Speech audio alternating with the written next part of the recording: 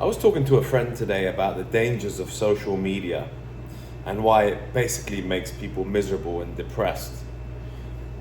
And one of the conclusions that we came up with was this: you're only seeing, certainly on YouTube, you're only seeing the winners on YouTube. You're not seeing the guys with small pages, with small views. You know, it takes a long time to actually build up your page. So the algorithm's going to throw you stuff that's already working quite well, which means you're only seeing the pages with lots of views. And so you're only seeing the winners on social media, on YouTube, for example. You never see a video. How many recommended videos do you see which have like 10 views? Not many. Not many of your recommended videos that come up on your homepage are going to have a limited number of views. They're all going to have large number of views because they're popular, right? So they're going to push what's popular on the platform, and the algorithm is going to push what's popular to you.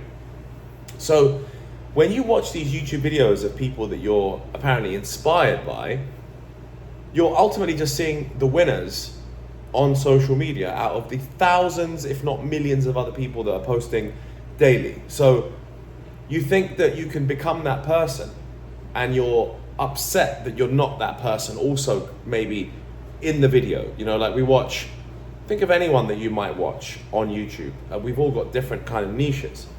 But anyone you watch has probably reached the top of their game on the YouTube algorithm.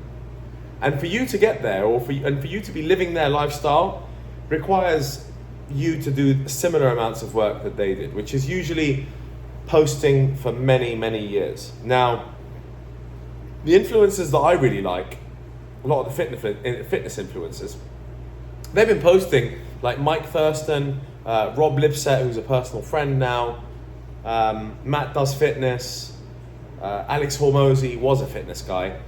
These guys have been posting for a long time, you know, like years in the game of posting on social media now.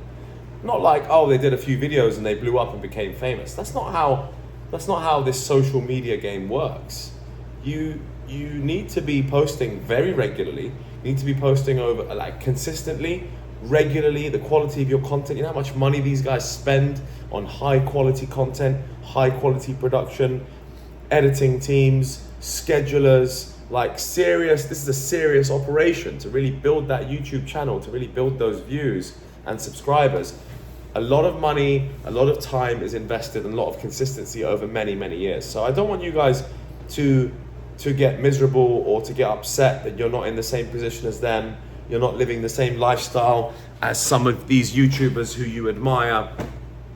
And I mean, I also fall victim to that, don't we all? You know, someone who's ambitious and wants to make it in this world can't help but look at the people who have already made it and think, how do I get to that point? How do I live that particular lifestyle? And we're all trying to level up to a certain degree. So, you know, watching those videos on YouTube is probably going to depress most people, because they're going to be like, why am I not in that position? How come I'm not living that lifestyle? How come I don't have those level of views? How come I'm not rich and famous? Because that's what sells, right? Most of the stuff that sells online is how to make money, fast cars, yachts, pretty girls, you know, the 7 deadly sins as they call it. Now, Instagram, so why does Instagram make you depressed? Now, this is pretty obvious. It doesn't take a rocket scientist to work this one out. Instagram is an accumulation of all the best parts of your life. I mean, if you look at my Instagram handle, Real Ralph Anthony, same as my YouTube channel name, I'm only going to post the good fun stuff that I've done. I'm never posting the tough days or the difficult conversations I have or the deficiencies or the potential insecurities that I think I have. I'm never posting any of that stuff. Of course not, because you're trying to give off this image of yourself that you are happy, rich, you know, you have all these amazing things. That's the image you're trying to give off on social media, especially on Instagram. So no wonder people are going to be depressed and miserable, because you're only ever seeing the best version, the positive sides. So think about it now. You've switched on YouTube. You're seeing the best of the best on YouTube who have smashed it on the view counts, who get the most amount of views, who are living the best possible lifestyles.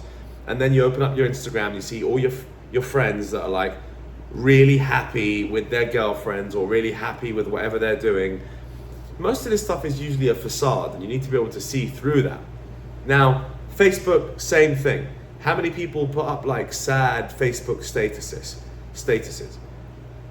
the answer is not many, right? There are few, but not many. There are obviously sad posts on social media, but the majority are people who are just trying to brag about something or show you how happy they are. I mean, if I think about what I posted on Instagram today, I posted me doing a hack squat of 414 pounds in the gym. What am I doing there? I'm just basically like, look, I'm big and strong. Check this out. Like, obviously I'm not posting a video of me sitting there saying, oh, I feel deficient, I need to make more money. Like, that's not the content I'm putting out there. So, you know, that's Facebook, then you got Instagram, and similar with TikTok. I mean, TikTok is just some entertainment bubble where people are just swiping up to see the next dopamine hit. Swipe up, next dopamine hit. Some stupid prank. Swipe up, the next hit. Swipe up, the next hit. Swipe up an Andrew Tate video. Swipe up his Bugatti. Swipe up him flashing money and girls shaking their booty. Like, can you not see how that's going to make an individual feel pretty shit about themselves? So really, the answer is to be limiting your time on social media and spending your time doing something which is more productive and conducive to your life. So if you're a consumer who's literally just constantly consuming content all day long, movies, podcasts, YouTube videos, then you're not producing anything. You're not making any money. You're not producing a business. You're not building anything. You're just consuming everything that's out there. You are the perfect consumer. You're literally just giving people your views and your attention for completely free.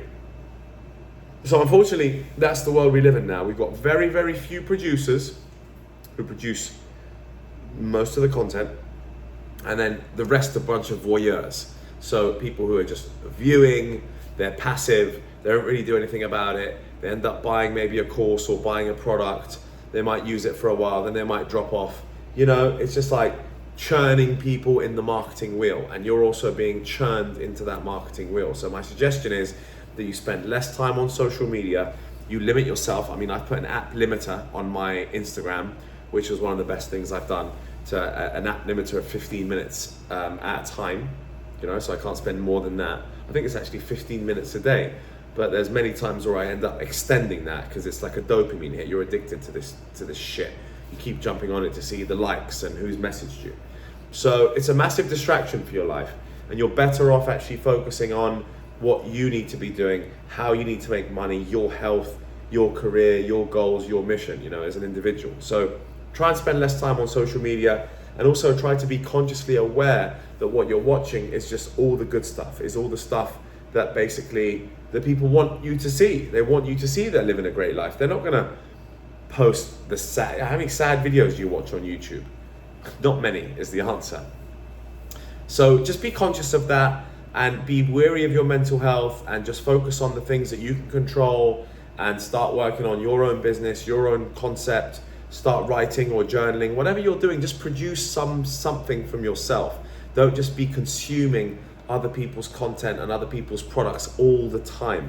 Don't just be that consumer on a constant basis. You're always buying this girl's face creams, you're always doing this. Try and think about what you can possibly do to add value in that business, in that field, to have some potential, to grow, to make your own money, so you can buy the nice car, so you can start putting it on social media. The cycle continues, unfortunately, because you know, if when we all end up getting successful, which I hope you do, then you're only going to post the fun stuff. You know, I only post the fun stuff. I only post the best parties that I've been to. I only post pictures of my family where they're happy. I only post beautiful beaches. And I just don't post the boring days, the boring stuff where in the background, which is what it took to get to this point. So don't be deceived by it. Be very careful. Social media could destroy you. It's making a lot of people very miserable. And the less time I find I spend on it, the better I can focus on myself. Okay, so just think about that consciously next time you're doom scrolling, which is just scrolling through and just, you know, the attention, the dopamine hit that you require every minute. That is something you really don't need in your life. Really try and get a hold of that, and then you'll see that your mental health will start improving. Okay, catch you in the next one.